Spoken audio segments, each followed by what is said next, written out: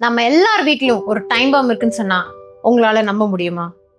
ஆமா, எல்லா வீட்லயும், எல்லா தெருக்கள்லயும், எல்லா நகரத்துலயும் அந்த டிக் டிக்னு ஓடுற டைம் பாம் இருந்துகிட்டே தான் இருக்கு.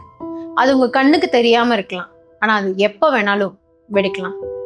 நம்ம எல்லாருக்குமே நேபாளத்தில் நடந்தது தெரியும். ஒரு முழு நாடே தீயில எரிஞ்சுது. அந்த தீ யார் வச்சாங்க? ஜென்சி. அவங்க தன்னோட சொந்த பார்லிமெண்ட்டை எரிச்சாங்க. கண்ணில் படுற கடைகள், ஹோட்டல்ஸ்னு எல்லாத்தையும் எரிச்சாங்க. அரசியல்வாதிகளையும் அடிச்சுட்டாங்க. ஆனா ஒரு நிமிஷம் யோசிச்சு பாருங்க, யாரோட நாட்டை எரிச்சாங்க? அவங்களோட நாட்டையே தான். யாரோட வீட்டையெல்லாம் எரிச்சு சாம்பலாக்குனாங்க? அவங்களோடதே தான். யார் நாளைக்கு இந்த கஷ்டத்துல வாழ போறாங்க? அவங்களே தான். இன்னைக்கு இருக்க இந்த ஜெனரேஷனோட ஞானம் அவ்வளவே தான். ஏன்னா அவங்க கையில அவங்களோட ஃபேவரட் டாயான சோஷியல் மீடியா பறிக்கப்பட்டிருக்கு. நீங்க எந்த ஊருக்கு வேணாலும் போய் பாருங்க, இல்ல எந்த ஒரு கிராமத்துக்கு வேணாலும் போய் பாருங்க. இன்னைக்கு இருக்க இந்த ஜென்சி கிட்ஸ் கையில புக்ஸ் இருக்கவே இருக்காது. வெறும் மொபைல் ஃபோன் மட்டும்தான் இருக்கும். அதுலயும் தேவையில்லாத கான்டென்ட், பாடி ஷேமிங் பண்ற ஜோக்ஸ், தேவையே இல்லாத ரீல்ஸை பார்த்துக்கிட்டு பல மணி நேரத்தை வேஸ்ட் பண்ணிட்டு இருக்காங்க. அதுலயே மூழ்கி போய் ஒண்ணுமே இல்லாத ஆட்களை கூட செலிபிரிட்டியா மாத்திடுறாங்க. நீங்க ஒரு நிமிஷம் யோசிச்சு பாருங்க, ஒரு குழந்தை கையில ஒரு விளையாட்டு பொருள் இருந்து பறிச்சுக்கிட்டா அது என்ன பண்ணும்? உருண்டு பெரண்டு அழும். சுத்தி எந்த இடமா இருந்தாலும் பரவாயில்ல, யார் அவங்கள சமாதானப்படுத்தினாலும் அது சமாதானம் ஆகாது. அந்த குழந்தைக்கு தான் கேட்ட பொருள் கையில கிடைக்கிற வரைக்கும் சுத்தி என்ன விஷயம் நடந்தாலும் அது எதுவுமே பொருட்டில்லை. அந்த மாதிரிதான் இன்னைக்கு இருக்க ஜென்சி கிட்ஸ். இன்னைக்கு அவங்களோட இந்த நிலைமைக்கு சோஷியல் மீடியா மட்டும்தான் காரணமா? நம்ம எல்லாரும் தான் காரணம். ஒரு குழந்தை பிறந்ததுல இருந்து பெத்தவங்க அளவு கடந்த பாசத்தை காமிச்சு வளர்த்துறாங்க. அவங்களுக்கு எந்த வகையான வரமுறையும் சொல்லி தர்றது இல்லை.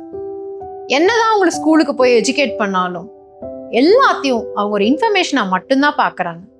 மாரல் வேல்யூஸையும் ஹியூமன் வேல்யூஸையும் அவங்க ரெஸ்பெக்ட் பண்ணி ஃபாலோ பண்றது இல்லை.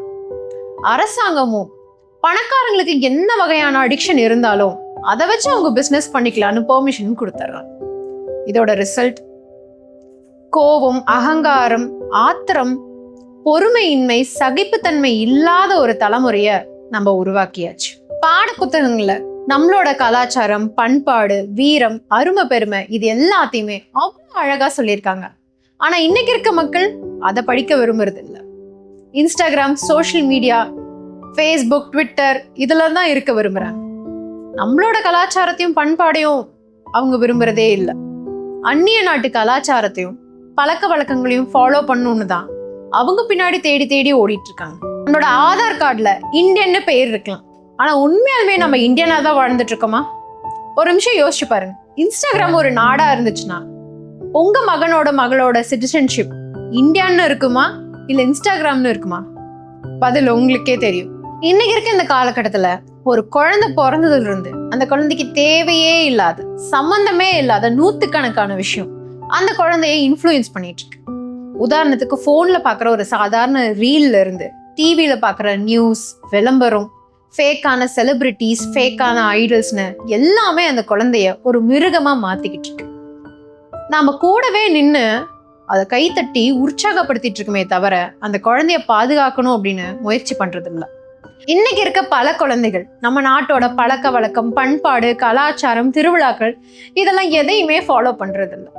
மாறா மற்ற நாட்டுல என்ன மாதிரியான பழக்க வழக்கம் இருக்கு, எந்த மாதிரியான உடை அணியிறாங்க, என்ன மாதிரியான சாப்பாடெல்லாம் சாப்பிடுறாங்க, அதைத்தான் அவங்க தேடி தேடி ஓடிட்டு இருக்காங்க. அதை பெருமையா நினைச்சு ஃபாலோ பண்ணிட்டு இருக்காங்க. நேபாளம் ஒன்றும் ரொம்ப தூரத்துல இல்லைங்க, நம்ம நாட்டு பக்கத்துல தான் இருக்கு. அங்க நடந்த அதே மாதிரியான சம்பவம், அவங்க கிட்ட பார்த்தா அதே கோபம், வன்முறை இது எல்லாத்தையும் உங்க வீட்டுக்குள்ள உங்க குழந்தைகிட்ட பார்க்க முடியும்னு சொன்னா உங்களால நம்ப முடியுமா?